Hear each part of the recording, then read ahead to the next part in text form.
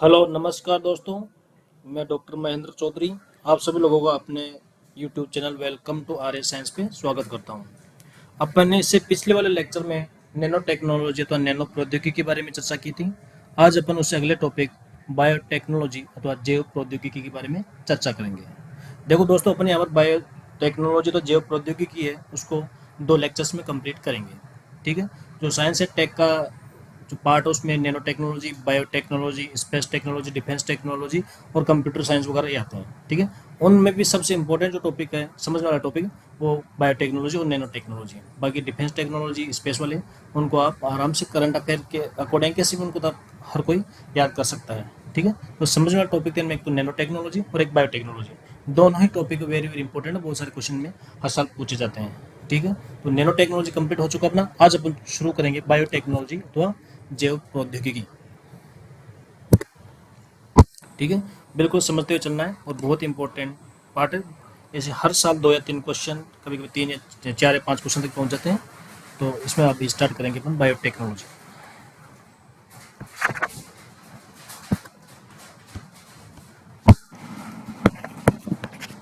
जैव जैव प्रौद्योगिकी। ठीक है दोस्तों, इसको इंग्लिश में बोलेंगे बायोटेक्नोलॉजी।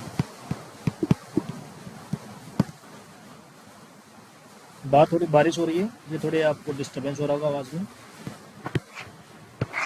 तो सबसे पहले अपन बायोटेक्नोलॉजी को स्टार्ट करने से पहले अपन इसके बेसिक के बारे में जानेंगे कि बायोटेक्नोलॉजी तो जैव प्रौद्योगिकी क्या होती है। तो बायोटेक्नोलॉजी तो जैव प्रौद्योगिकी है, इसका उपयोग अपन मानव कल्याण के लिए विभिन्न प्रोडक्ट्स को प्राप्त करने के लिए करते हैं। ठीक है। और प्रोडक्ट्स को प्राप्त करने के लिए अपन क्या करेंगे, कोई भी जीव अथवा जीव से जो प्राप्त उत्पाद होते हैं उनके अंदर अपन परिवर्तन करते हैं कंट्रोल तरीके से, नियंत्रित तरीके से, ताकि अपन वांछित उत्पाद प्राप्त कर सकें। ठीक है। इस डेफिनेशन को अपन समझने की कोशिश करते हैं। इनमें सबसे पहले क्या करते हैं अपन, कोई जीव, ठीक, या जीव से प्राप्त, जीव या जीव से प्राप्त उत्पाद। ठीक है। इसके अंदर क्या करेंगे अपन, उत्पाद में नियंत्रित तरीके से परिवर्तन करेंगे, नियंत्रित तरीके से परिवर्तन करेंगे। ठीक है। ठीक है। उसमें जो नियंत्रित तरीके से परिवर्तन करेंगे उससे अपने को क्या प्राप्त होगा, वांछित उत्पाद प्राप्त हो जाएगा। क्या हो जाएगा, वांछित उत्पाद। तो ये सिंपल सी डेफिनेशन है जिसका प्रे सब्जेक्ट और समझने के हिसाब से इंपॉर्टेंट है, बाकी इसको एग्जाम में कोई नहीं पूछने वाला। ठीक है। लेकिन किसी भी टॉपिक को पढ़ने से पहले उसका जो बेसिक थीम है उसका जानना बहुत जरूरी होता है, इसलिए अपन इसको यहाँ पर डिस्कस किया है। ठीक है। तो वांछित उत्पाद प्राप्त हो जाएगा। ठीक है। तो ये सिंपल सी डेफिनेशन होगी जैव प्रौद्योगिकी। ठीक है।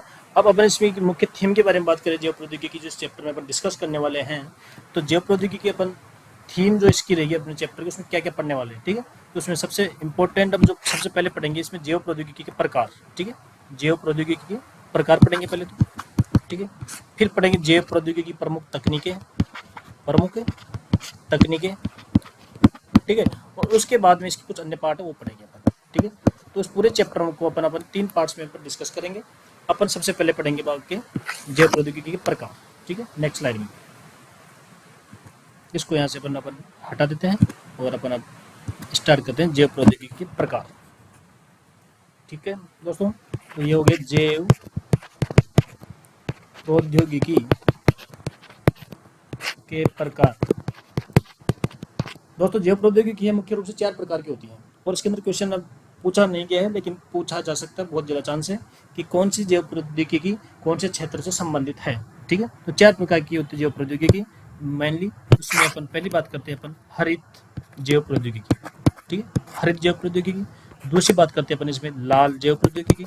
तीसरी बात करते हैं अपन श्वेत यानी व्हाइट जैव प्रौद्योगिकी। और चौथी अपन बात करते हैं नीली जैव प्रौद्योगिकी। ठीक है। अब इसमें क्वेश्चन पूछा जाएगा कि कौन सी प्रौद्योगिकी कौन से क्षेत्र से संबंधित है। ठीक है। तो जो हरित जैव प्रौद्योगिकी है, हरित वाली, इसका उपयोग होता है, वो होता है कृषि के क्षेत्र में। इसका उपयोग होता है कृषि के, एग्रीकल्चर, कृषि के क्षेत्र में। ठीक है दोस्तों। और लाल जो जैव प्रौद्योगिकी है उसका उपयोग होता है मेडिकल साइंस अथवा चिकित्सकीय क्षेत्र में, चिकित्सकीय क्षेत्र में। ठीक है दोस्तों, इनको याद रखने की बिल्कुल भी जरूरत नहीं है। हरित का मतलब होता है खेती बाड़ी। ठीक है। और लाल, कभी आपने देखा कि एम्बुलेंस होती है उसके ऊपर जो एम्बुलेंस या जो चिकित्सक जो हॉस्पिटल्स होते हैं वगैरह उनमें जो प्लस वाला जो साइन लगे होते हैं वो मेनली लाल रंग के ही होते हैं। ठीक है। तो लाल रंग होता है वो मेडिकल चिकित्सा के क्षेत्र के लिए होता है, ठीक है। तो हरित होगी कृषि के क्षेत्र से, लाल होगी चिकित्सा के क्षेत्र से, और श्वेत अगर जैव प्रौद्योगिकी के बारे में बात करते हैं तो श्वेत जैव प्रौद्योगिकी जो होती है वो अपने औद्योगिक क्षेत्र से रिलेटेड होती है। किससे? औद्योगिक, इंडस्ट्रियल, औद्योगिक क्षेत्र से, ठीक है। इसमें क्या करते हैं दोस्तों, इसमें अपन जीवों से प्राप्त होने वाले विभिन्न एंजाइमों का उपयोग करते हुए उद्योगों के अंदर अपने कल्याण के लिए वांछित उत्पाद प्राप्त करते हैं। एक तो होता है नीली प्रौद्योगिकी। नीली जैव प्रौद्योगिकी जो होती है वो समुद्री क्षेत्र से रिलेटेड होती है। किससे? समुद्री क्षेत्र, ठीक है। तो ये प्रमुख क्वेश्चन जो पूछा जा सकता है, जैव प्रौद्योगिकी के प्रकार और कौन सी जैव प्रौद्योगिकी कौन से क्षेत्र से रिलेटेड है, ठीक है। नेक्स्ट स्लाइड में अपन पढ़ेंगे जैव प्रौद्योगिकी में उपयोग होने वाली प्रमुख तकनीकें, ठीक है। तो अपन अब पढ़ेंगे जैव प्रौद्योगिकी की प्रमुख तकनीकें, ठीक है। इंपॉर्टेंट टेक्निक्स के अंदर बात करें तो यहाँ पर अपन जो प्रमुख जो चर्चा करने वाले हैं उनके बारे शॉर्ट में यहाँ पर देख लेते हैं कि कौन कौन सी तकनीकों के बारे में अपन पढ़ने वाले हैं। तो पहली जो तकनीक अपन यहाँ पर पढ़ेंगे वो होगी बायो इंजीनियरिंग, ठीक है। जैव अभियांत्रिकी, ठीक है दोस्तों। दूसरे पन्नों में यहाँ पर पढ़ेंगे क्लोनिंग। तीसरे पर पढ़ेंगे यहाँ पर स्तंभ कोशिका तकनीक, ठीक है दोस्तों। फिर अपन पढ़ेंगे यहाँ पर जीन थेरेपी वाली तकनीक, ठीक है। इसके अलावा अपन ART प्रशंसायक तकनीकी, इसके अलावा भी जैसे PCR है, ठीक है, DNA फिंगरप्रिंटिंग वगैरह बहुत सारे टेक्निक्स इसमें आगे अपन पढ़ेंगे। तो इसको अपन आगे देख सकते हैं अदर्स यानी अन्य, ठीक है। तो प्रमुख जो तकनीकें पढ़ने के वो जैव अभियांत्रिकी, क्लोनिंग, स्तंभ कोशिका तकनीक और जीन थेरेपी। इसके अलावा कुछ टेक्निक्स और वो भी अपन इसमें डिस्कस करने वाले हैं। तो सबसे पहले अपन स्टार्ट करेंगे जैव अभियांत्रिकी,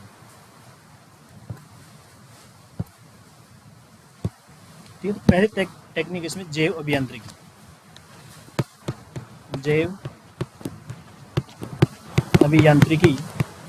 जिसको इंग्लिश में बोलते हैं बायो इंजीनियरिंग,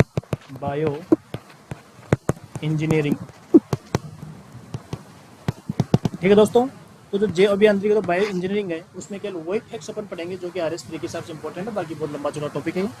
हर टेक्निक में केवल अपन इंपॉर्टेंट बातें यहाँ पर डिस्कस करेंगे, क्योंकि अपन जो ये कोर्स कर रहे हैं ऑनलाइन ये बिल्कुल शॉर्ट में, ठीक है, कम से कम समय में और कम से कम पढ़े ज़्यादा से ज़्यादा आउटपुट कैसे प्राप्त कर सकें उस हिसाब से अपन पढ़ाई कर रहे हैं। तो सबसे पहले इंपॉर्टेंट देख लेते हैं जैव अभियांत्रिकी होती क्या है, ठीक है। तो जैव अभियांत्रिकी अपन क्या करते हैं, कोई भी जीव होता है उसके आनुवंशिक स्तर पर परिवर्तन करते हैं। आनुवंशिक पदार्थ का मतलब होता है मेनली DNA, ठीक है।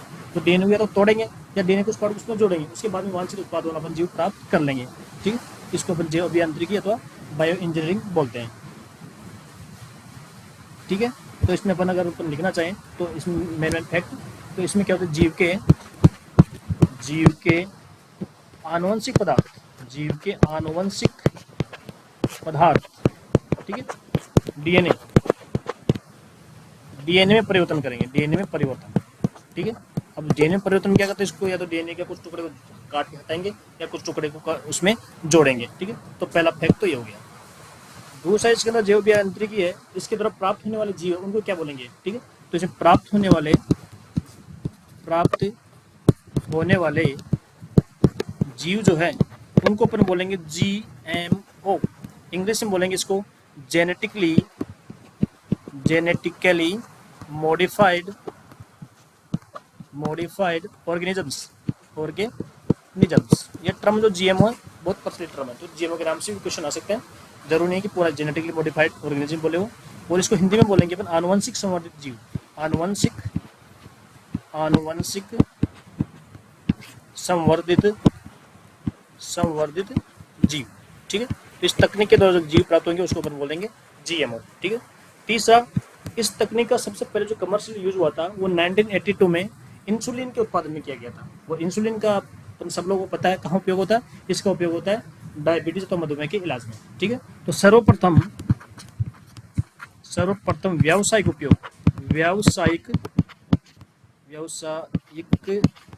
उपयोग जो होता वो होता इसका 1982 में इंसुलिन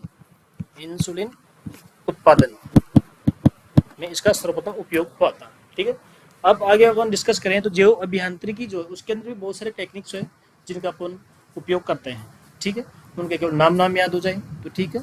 नहीं हो तो भी ठीक है, लेकिन कोशिश करना है कि उनके नाम याद हो जाए। ठीक है, तो इसके अंदर कौन कौन सी विधियाँ हैं जैव प्रौद्योगिकी, जैव अभियांत्रिकी के अंदर जो विधियाँ काम आती है, उन विधियों को भी एक बार अपन नाम देख लेते हैं। सबसे पहले है इसके अंदर डीएनए रिकॉम्बिनेंट टेक्नोलॉजी। ठीक है, कौन सी?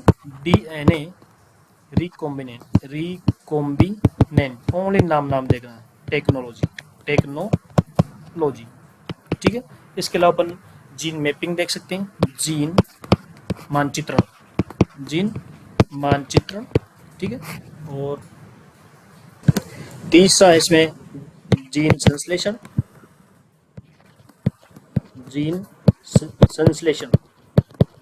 और चौथी टेक्निक है इसमें जीन विलगन, जीन विलगन। ये प्रमुख तकनीक है जो कि जैव अभियांत्रिकी में काम आती है।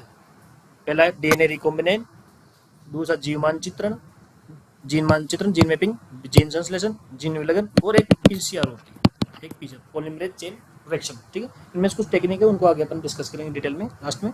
तो इसमें जो मेन क्वेश्चन जो बनते हैं, पहला तो क्या, इसमें क्या परिवर्तन होता है? डीएनए परिवर्तन होता है। दूसरा, इसकी जो प्राप्त होने वाला जीव उनको जीएम बोलेंगे। इसके अलावा जो प्रथम जो व्यवसाय का उपयोग होता है 1982 में इंसुलिन के लिए होता है। इसके अलावा तकनीकें जो है खुद याद हो तो ठीक है, नहीं हो तो भी ठीक है। Okay, next slide. नेक्स्ट में अपन पढ़ेंगे जैव प्रौद्योगिकी की दूसरी तकनीक, जिसको बोलते हैं क्लोनिंग। ठीक है दोस्तों, इस क्लोनिंग जो होता है वो आरएसपी के हिसाब से बहुत ज़्यादा इंपॉर्टेंट टॉपिक है। इसमें 3 या 4 बार लेटेस्ट 10 सालों के अगर पेपर के एनालिसिस करेंगे तो 3-4 बार क्वेश्चन इसमें आपको मिल जाएंगे इसमें। तो इसकी जो टॉपिक अपन जो लाइन इस पर डिस्कस करेंगे अपन, सारी की सारी इंपॉर्टेंट है। ठीक है, तो क्लोनिंग होती क्या है? देखो दोस्तों, इसमें क्लोनिंग जो होती है, एक अगर इसमें विधि के बारे में बात करें प्रजनन की, तो अलैंगिक प्रकार की विधि है ये प्रजनन की। ठीक है, दूसरी बात, इसके अंदर जो संतति प्राप्त होती है वो केवल एक ही जनक से प्राप्त होती है।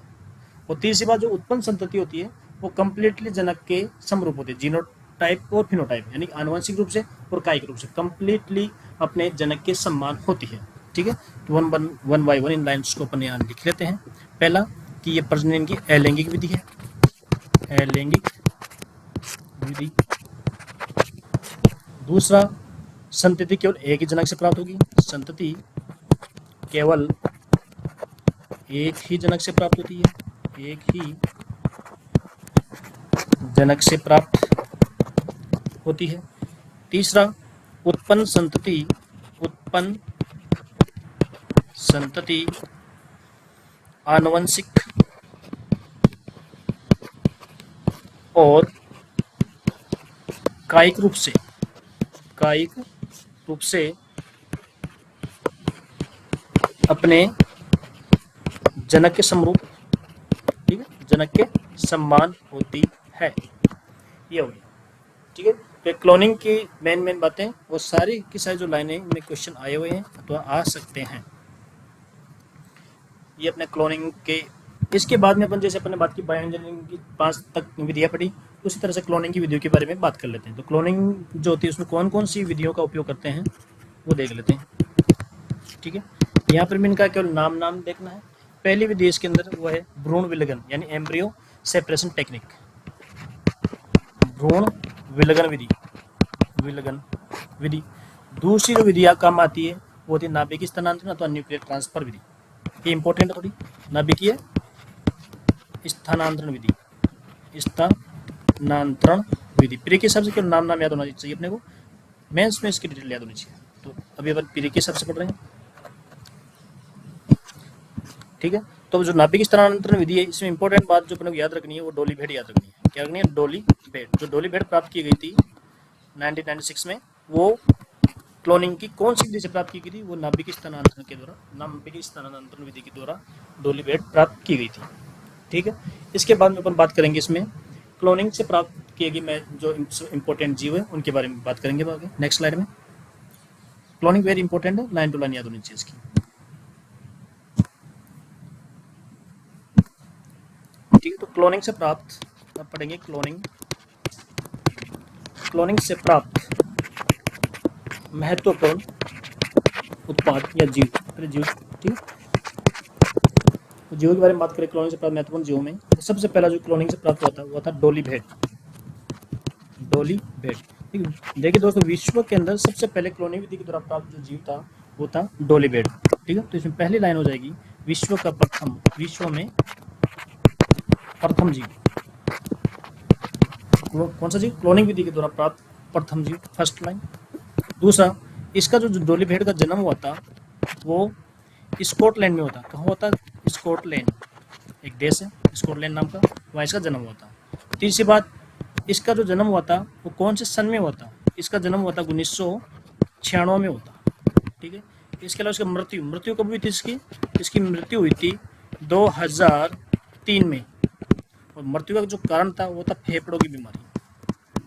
फेफड़ों की बीमारी की वजह से इसकी मृत्यु हुई थी।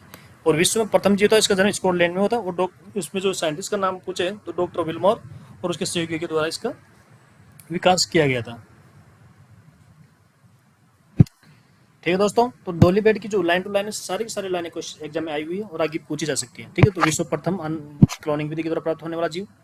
दूसरा, जन्म स्कॉटलैंड देश में होता। डॉक्टर विल्मर उसके सहयोगी द्वारा इसका जन्म दिया गया, मतलब विकसित की गई थी। दूसरा, कौन से सन में इसका जन्म हुआ था? 1996 में। सन भी पूछी गई, कौन से सन में? 1996 में। और ये सन भी पूछी, मृत्यु कब हुई? 2003 में। और किसी कारण होती? फेफड़ों बीमारी। तो सारी की सारी लाइन इसकी इंपॉर्टेंट है। अब क्लोनिंग विधि के द्वारा प्राप्त जीवों में दूसरा जीव है वो है समरूपा। ठीक है, तो समरूपा के बारे में अपन बात करें, मेन चीजें, तो समरूपा जो है इसका जो जन्म हुआ था, पहली बात तो किसकी प्रजाति है? ये जो डोली है वो तो किसकी प्रजाति? भेड़ की प्रजाति है। और समरूपा है वो भैंस की प्रजाति है। किसकी प्रजाति? भैंस की प्रजाति। ठीक है। दूसरा, ये भारत का प्रथम क्लोन जीव है। भारत का प्रथम क्लोन्ड जीव। ठीक है, विश्व का प्रथम क्लोनिंग विधि द्वारा जीव था डोलीबेड। और भारत का क्लोनिंग विधि द्वारा प्रथम जीव पूछे तो वो आ जाएगा समरूपा। ठीक है, इसका जो विकास या जन्म हुआ था वो NDRI national dairy research institute Karnal, ठीक है, उसमें ये विकसित हुई थी। ठीक है, और सन पूछे तो ये 2009 में NDRI करनाल में ये विकसित हुई थी। ठीक है, अब तीसरा जो जीव है इंपॉर्टेंट वो है गरिमा 1 और गरिमा 2। तो गरिमा के नाम से है, ये भी क्या है? भैंस की प्रजाति है, बफेलो भैंस की प्रजाति। ठीक है, और इसका भी विकास हुआ था वो NDRI करनाल में ही हुआ। ठीक है, तो क्लोनिंग विधि के द्वारा प्राप्त होने वाले जीव, एक जीव और है ऊंट। ठीक है, जो ऊंट क्लोनिंग विधि के द्वारा सबसे पहले प्राप्त किया गया था, वो प्राप्त किया गया था कहाँ पे? ठीक है, सॉरी, इसमें नेक्स्ट जो जीव है एक वो इम्पोर्टेंट है, वो लिख सकते हैं नूरी जो है वो 2012 में विकसित किया गया था। और जो आप कश्मीर के अंदर है पश्मीना, उसका क्लोन है 2012 में। ठीक है, तो जो नूरी है ये 2012 में विकसित हुआ था। और किसका है? ये है पश्मीना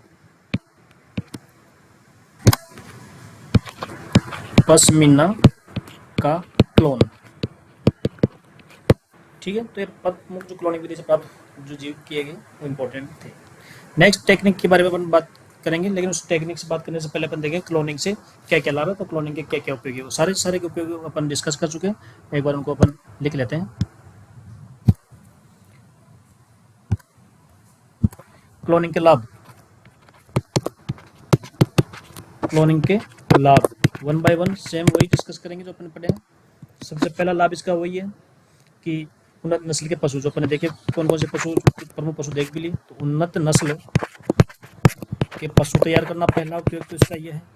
दूसरा उपयोग इसका हो जाएगा निसंतान दंपति संतान प्राप्ति कर सकते हैं। ठीक है, सेम वैसे ही निसंतान दंपति संतान प्राप्ति कर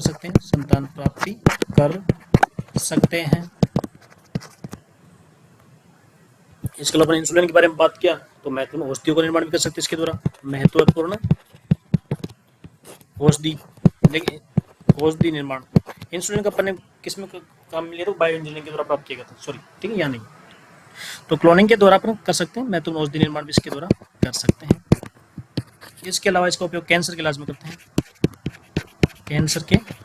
तो मुख्य ये उपयोग थे उन्नत नस्ल के पशु निसंतान दंपति संतान प्राप्त कर सकते हैं, महत्वपूर्ण औषधि का निर्माण कर सकते हैं और कैंसर के इलाज में क्लोनी का उपयोग करते हैं। ठीक है, तो क्लोनी की मेन जो बातें कंप्लीट होगी। नेक्स्ट अपन देखेंगे सेकंड क्या थर्ड।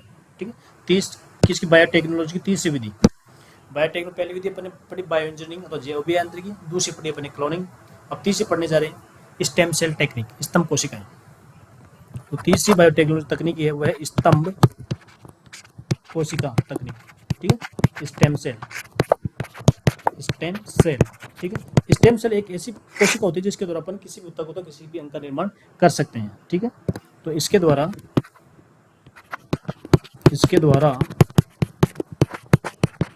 किसी भी अंग ऊतक का निर्माण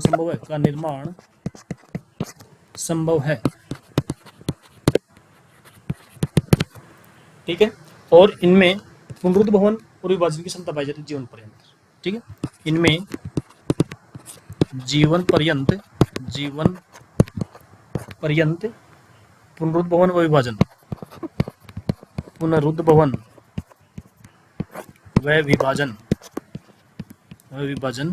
की क्षमता होती है। ठीक है, और सामान्यतः इनको अपन कहां से प्राप्त करते हैं, भ्रूण की प्रारंभिक अवस्था से प्राप्त करते हैं। प्राप्ति।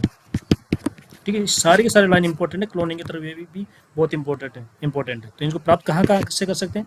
पहला तो सामान्यतः मोस्ट कॉमन है ना, सामान्यतः भ्रूण की प्रारंभिक अवस्था से प्राप्त करते हैं, प्रारंभिक अवस्था से। ठीक है, दूसरा इसको प्राप्त कर सकते हैं अपन, पहला प्रारंभिक अवस्था को, इसके अलावा बोन मेरो, अस्थि मज्जा। ठीक है, और वर्तमान में पेरिटोनियम, जो एब्डोमेनल कैविटी होती है उसका आवरण होता है पेरिटोनियम से भी इसको प्राप्ति है। ठीक है, तो इसमें क्वेश्चन आया हुआ है कि स्तंभ कोशिका कहाँ से प्राप्त की जा सकती है। केवल भ्रूण कोशिका, गलत बात। भ्रूण कोशिका के अलावा अपन अस्थि मज्जा, पेरिटोनियम और अलग जगह से भी इसको प्राप्त कर सकते हैं, जिसमें आगे रिसर्च जारी है। ठीक है, तो इसके सारे के सारे लाइन इंपॉर्टेंट है कि इसमें ये क्वेश्चन आया हुआ सेकंड कि पुनरुत्थान और विभाजन जीवन पर्यंत क्षमता पाई जाती है और प्राप्ति कहाँ से कर सकते हैं, ये भी वेरी इंपॉर्टेंट। ठीक है, इसके अलावा आगे अपन बात करेंगे इसमें भी स्तंभ कोशिकाओं के प्रकार के बारे में। ठीक है दोस्तों, अब प्रकारों के बारे में अगर बात करें तो स्तंभ कोशिकाएं होती है वो दो प्रकार की होती है। नेक्स्ट लाइन बात करेंगे इसमें स्तंभ कोशिका के प्रकार। स्तंभ कोशिका, ठीक है दोस्तों, स्तंभ कोशिका जो होती है वो दो प्रकार की होती है। एक तो होती है भ्रूणीय स्तंभ कोशिका, भ्रूणीय यानी एम्ब्रियोनिक भ्रूणीय स्तंभ कोशिका, और एक होती है वयस्क स्तंभ कोशिका, वयस्क स्तंभ कोशिका। ठीक है, तो भ्रूणीय कोशिका अवस्था है जिस नाम से लग रहा है कि कहाँ से प्राप्त की जाएगी, ये भ्रूण विकास की प्रारंभिक अवस्था था, ब्लास्टोलास्ट से प्राप्त किया जाता है इसको। ठीक है, और वयस्क स्तंभ कोशिका जो होती है एडल्ट होती है, इनको मेनली वयस्कों से प्राप्त किया जाता है, बच्चों में भी प्राप्त कर सकते हैं लेकिन बच्चों से कम। ठीक है, तो सबसे पहले इसकी अपन बात करें अगर प्राप्ति कहाँ से होती है भ्रूण की, तो इसकी होती है भ्रूण की प्रारंभिक अवस्था, भ्रूण की प्रारंभिक अवस्था।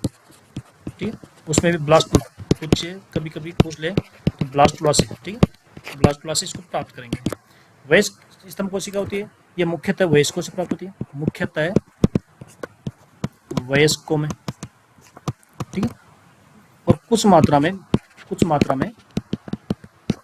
भ्रूण। ठीक है, तो मेनली बात करें तो मेनली वयस्कों से। ठीक है, और ये होती है भ्रूण की प्रारंभिक ब्लास्टोलास्ट।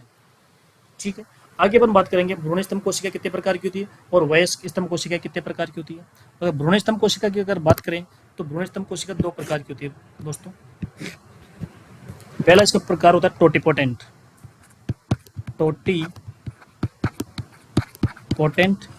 और दूसरा होता है इसका प्लूरोपोटेंट।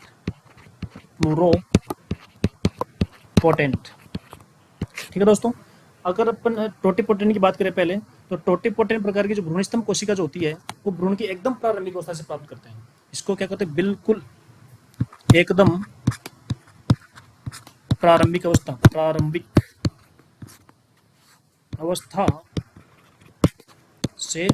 प्राप्त करते हैं पहले। दूसरा, प्राप्ति के समय, क्योंकि एकदम प्रारंभिक अवस्था से प्राप्त कर रहे हैं तो प्राप्ति के समय उस भ्रूण की मृत्यु हो जाती है, प्राप्ति के समय उस भ्रूण की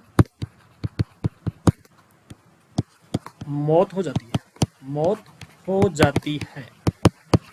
ठीक है, स्टार्टिंग भ्रूण में अभी विकास स्टार्ट हुआ, उसी टाइम उसको डिस्टर्ब कर दिया तो उसकी क्या हो जाएगी, डेथ हो जाएगी। इसके अलावा चूंकि इसको भ्रूण की एकदम प्रारंभिक अवस्था से प्राप्त कर रहे हैं, तो इसके द्वारा सभी अंगों का निर्माण संभव है। इसके द्वारा सभी अंगों, इवन प्लेसेंटा, अंगों का निर्माण संभव है। ठीक है दोस्तों, सेकंड नंबर बात करेंगे इसमें प्लूरोपोटेंट के बारे में। ठीक है, इसको अपन क्या किया था, अपने एकदम प्रारंभिक अवस्था से प्राप्त किया था। प्लूरोपोटेंट है, उसको अपन एकदम प्रारंभिक अवस्था से नहीं करेंगे, इसको अपन प्राप्त करेंगे टोटिपोटेंट कोशिकाओं के विभाजन से। ठीक है, तो इससे जो टोटिपोटेंट पढ़ी अपन ने, वो 3 जगह से प्राप्त करेंगे इसको। पहला है टोटिपोटेंट के विभाजन से, दूसरा जो मिसकैरेज होता है, ठीक है, गर्भपात होता है, तो गर्भपात से जो भ्रूण प्राप्त होता है वहां से। ठीक है, गर्भपात वाले भ्रूण से, जो गर्भपात में भ्रूण खराब होता है वहां से। और तीसरा गर्भनाल के खून से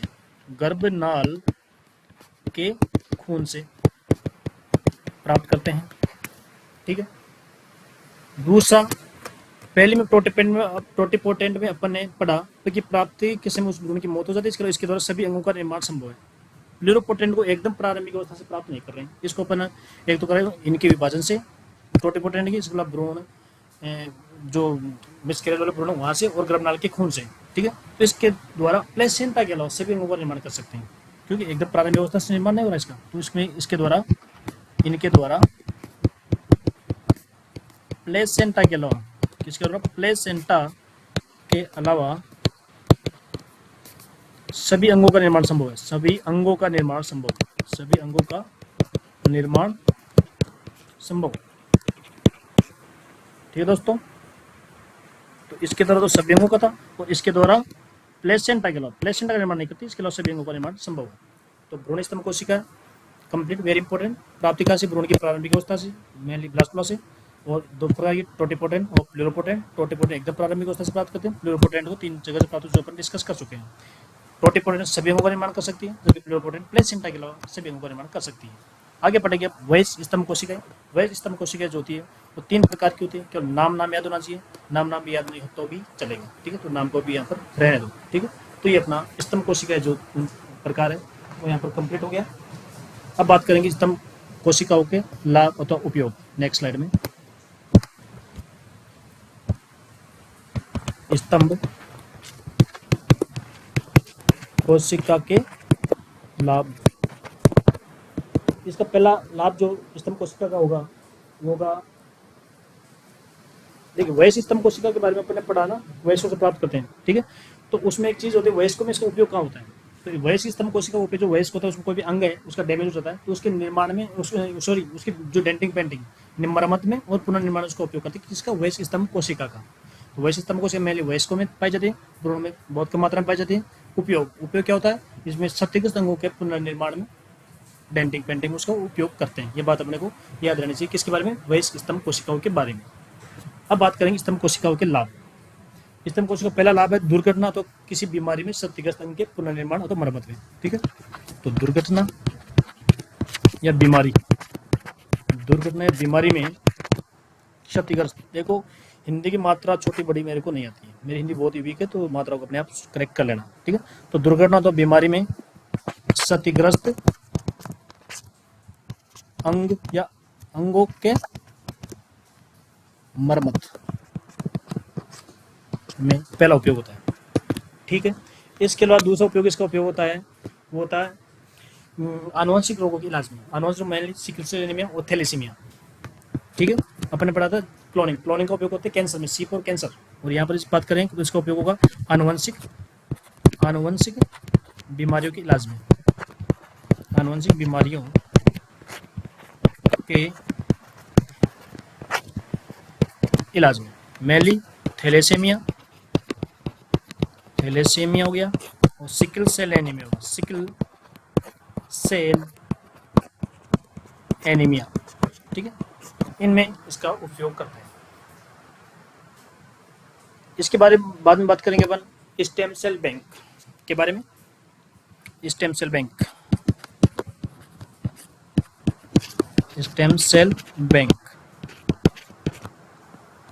तो स्टेम सेल जो बैंक होता है उसके जो टेम्परेचर होता है वो होता है -196 डिग्री सेल्सियस, फर्स्ट पॉइंट। दूसरा पॉइंट, इंडिया के अंदर सबसे पहले स्टेम सेल बैंक की स्थापना, तो भारत में प्रथम जो बैंक था ये स्टेम सेल वाला, वो कहाँ स्थापना हुई थी उसकी? क्रायोसेल संस्थान, किसकी? ये वी सांता, ठीक है। तो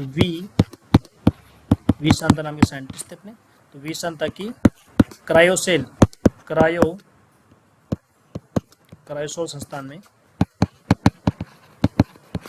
हुई थी। कब हुई थी? सन पूछे तो 2004 में, ठीक है। इसके बाद में एम्स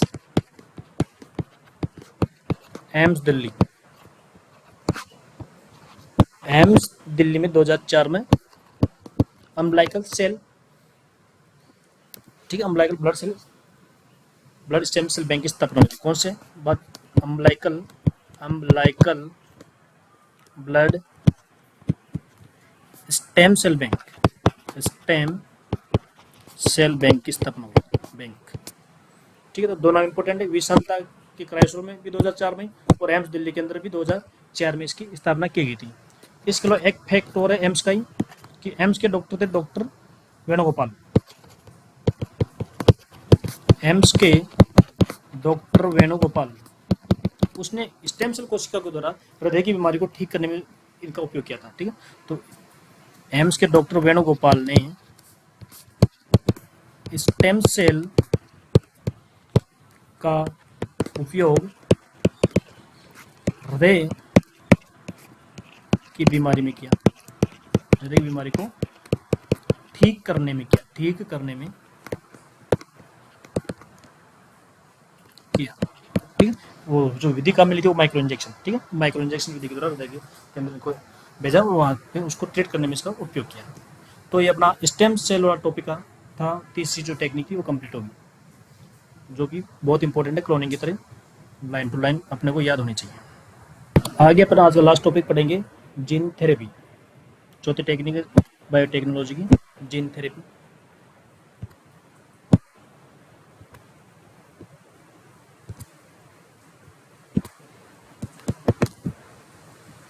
जीन चिकित्सा बोलते हैं जिसको, जीन चिकित्सा,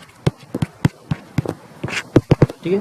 जीन चिकित्सा किसे कहते हैं ये समझने की कोशिश करते हैं। जीन चिकित्सा का मतलब ये होता है कि किसी के शरीर में दोष मुक्त जीन को हटाना या दोष मुक्त जीन की मरम्मत करके उसको सही बनाना, इसी को अपन बोलने की जीन चिकित्सा, ठीक है। तो शरीर में दोष मुक्त जीन को प्रवेश करना या दोषपूर्ण जीन की मरम्मत करके बीमारियों का इलाज करना, ये जीन थेरेपी है। तो इसको लिखना चाहिए तो लिख सकते हैं, इस शरीर में दोषपूर्ण जीन की मरम्मत करना या शरीर में दोष रहित जीन का प्रवेश करना, इसी को क्या बोल देंगे हम? जीन चिकित्सा कहते हैं, ठीक है। और इसका जो मेन उपयोग होता है वो आनुवंशिक रोगों के इलाज में करते हैं, ठीक है। वो बाद में अपन डिस्कस करेंगे। इससे पहले अपन बात करेंगे इसमें कौन सी विधियां शामिल है। तो इसकी जो विधियों के बारे में बात करें, जीन चिकित्सा में विधियां, ठीक है। तो 3 विधियां होती है इसके अंदर, जिसमें 2 तो अपन इसमें परिभाषा में पढ़ चुके हैं कि पहले थी दोषपूर्ण जीन का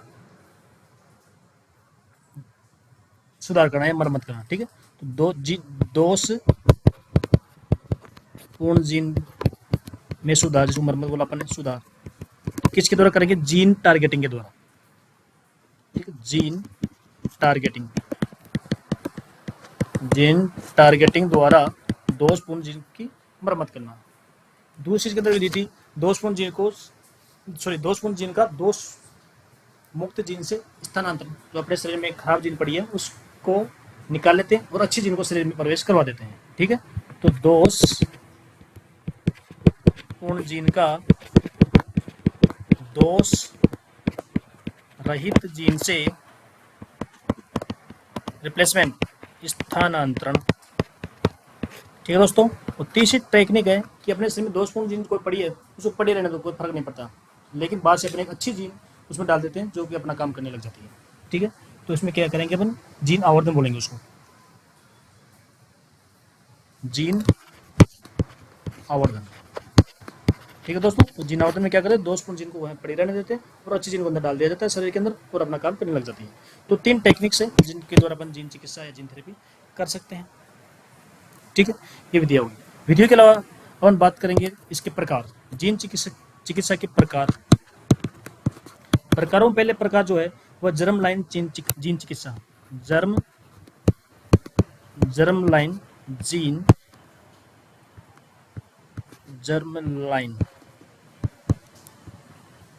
जर्म लाइन जीन चिकित्सा।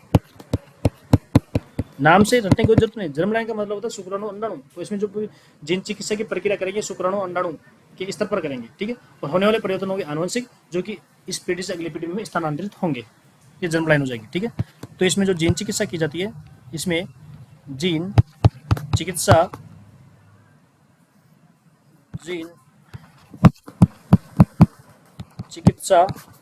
शुक्राणु अंडाणु यानी जर्म कोशिकाओं में संपन्न होती है। जीन चिकित्सा जर्म कोशिका शुक्राणु और अंडाणु में संपन्न होती है।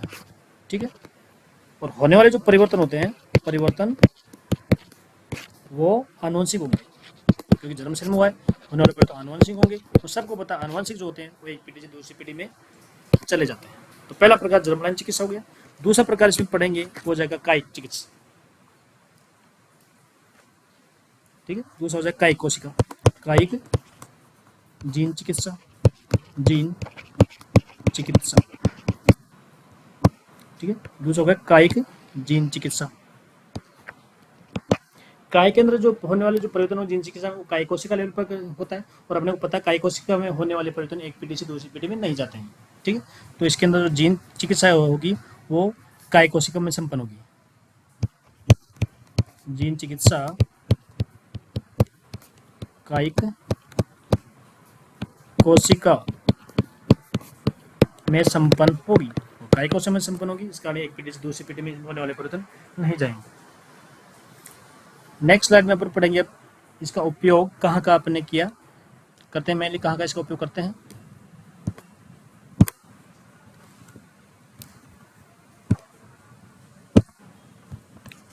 ठीक है, जीन चिकित्सा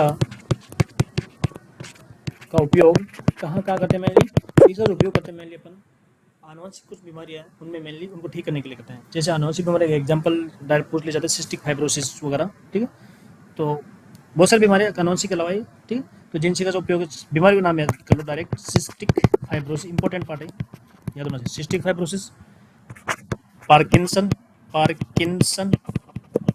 जो अपने पढ़ा था न्यूरोलॉजी दिमाग की बीमारी है, पार्किंसन।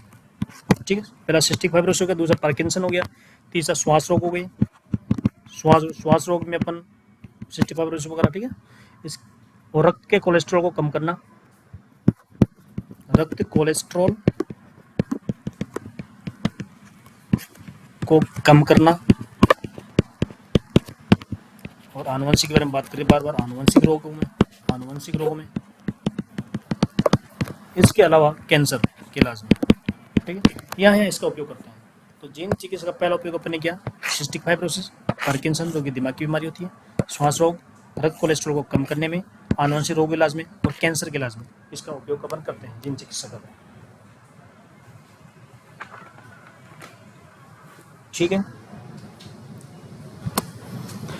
तो अपना बायोटेक्नोलॉजी था, जैव प्रौद्योगिकी का जो पहला पार्ट अपन था वो अपना कंप्लीट हो गया। बाकी बचाव पार्ट अपन इसके सेकंड लेक्चर में कंप्लीट करेंगे। Thank you.